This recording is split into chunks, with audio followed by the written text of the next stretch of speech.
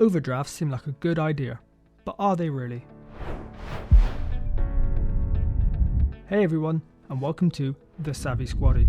In this video, I'm going to be talking all about overdrafts. Firstly though, what is an overdraft? An overdraft is a pot of money available to you if your bank balance goes below zero in your current account. However, this is money that you owe to the bank, so therefore an overdraft is a type of loan, which means you'll have to pay interest on it. There are two types of overdrafts. An arranged overdraft is one that you and your bank have pre-agreed and allow you to go overdrawn or in debt by a certain amount, which is then charged at a set interest rate. An unarranged overdraft is one where it is not pre-agreed, whether this be by not having an overdraft to begin with or by going over the limit you initially set with your bank. The banks may still allow the transaction you are making to happen, but they may charge you a fee for making it. However, banks can no longer charge you more for an unarranged overdraft than an arranged one, but fees may still apply if you go into an unarranged overdraft. Also, they may not allow you to go into an unarranged overdraft, but still charge you a fee for trying to make a transaction when you do not have the funds in your account, but this will vary from bank to bank. So an overdraft is a type of loan, and with loans, you have to pay interest. This will vary depending on what bank you have your overdraft with. Students get a 0% interest on their overdrafts, and some banks might give you a certain amount interest-free, like the first £250, and then charge you interest on any amount over that. Interest is calculated each day that you are overdrawn and charged monthly. Many banks differ with their interest rates, but it can be anywhere between 0 to 39.9%. Banks will give you an interest rate based on risk. So if you have a bad credit score, then you will have a higher interest rate than that of someone with a good credit score. Overdrafts can be one of the more expensive types of loans, and if you're overdrawn for long periods of time, then it could really have a detrimental effect on your finances, and you may not even realise until it's too late. Joe joined the army straight out of school. His monthly paycheck is around £1,300 after deductions. As he lives in the block on camp, he has no bills to pay, so that £1,300 is completely expendable. However, Joe wasn't taught personal finance growing up and has never had this much expendable money before, and so he spends it all on stuff. Things he doesn't need but wants. At the end of every month, his bank balance is zero. Joe applies for an overdraft and is accepted for up to £2,000, but at an interest rate of 39.9% EAR. Now, EAR stands for Equivalent Annual Rate. It is used to express the cost of borrowing on current accounts. This is different to the APR, which is annual percentage rate. The difference between the two is APR is simple interest, while AER is compound interest. Watch my video Compound Interest for Squaddies to learn more about the two. EAR also doesn't include any additional fees that you may be charged, like the account fee, whilst APR includes the interest rate and all additional fees associated with the loan. APRs are used to help the consumer compare loan providers to get the best deal. Anyway, back to Joe. Now he has an overdraft, his lack of financial discipline quickly sees him in his overdraft more and more each month, until the point where his paycheck doesn't even cover the amount he is overdrawn.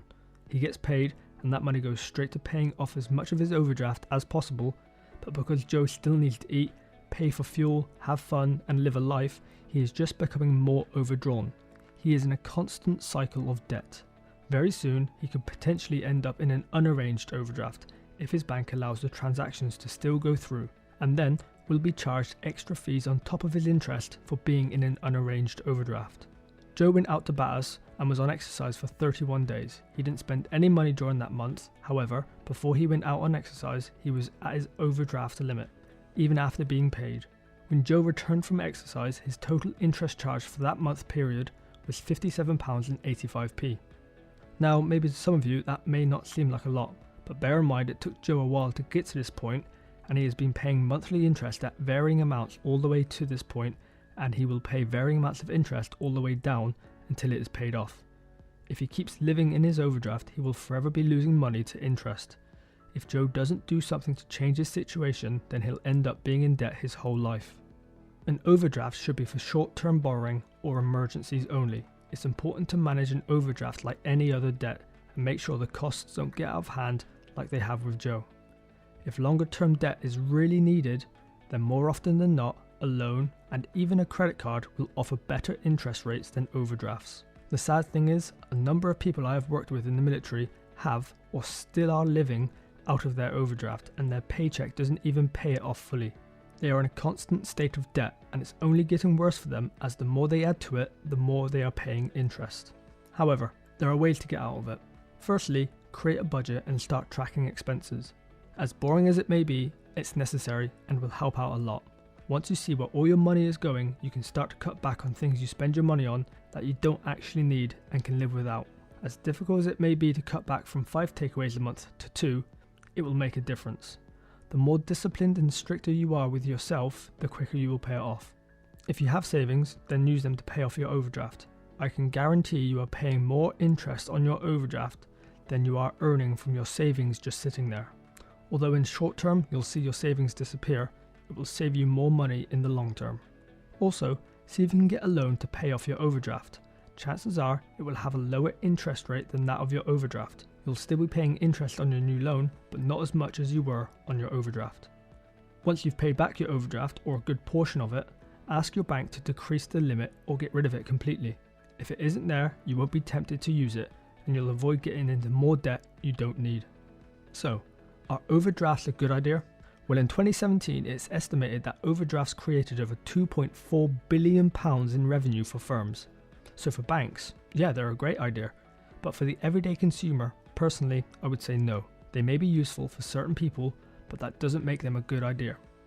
26 million people use an overdraft in Britain, and up to 8.9 million of them are being charged fees that they don't understand or even know of. That's not good. If you are like Joe, or potentially heading in that direction, start making changes now to avoid spiraling into debt. If you are always finding yourself in your overdraft, then that is a problem that only you can solve. There are ways to do it, and people and organisations out there to help you, but it takes you to start. Thank you all for watching. I hope this video has helped you understand overdrafts more. If you've learnt something new, please let me know down in the comments below. Thank you all for watching. If you liked what you just saw, please hit the subscribe button up there, and if you want to see some more videos, click over there. See you soon.